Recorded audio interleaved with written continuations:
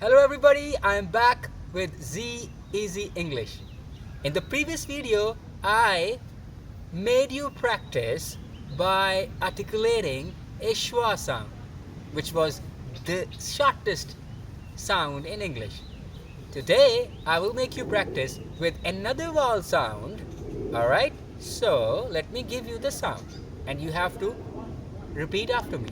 Okay, so uh, uh, uh, as in book, as in cook.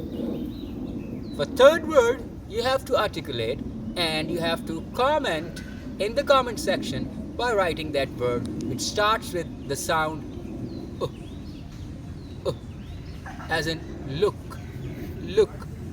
Thank you.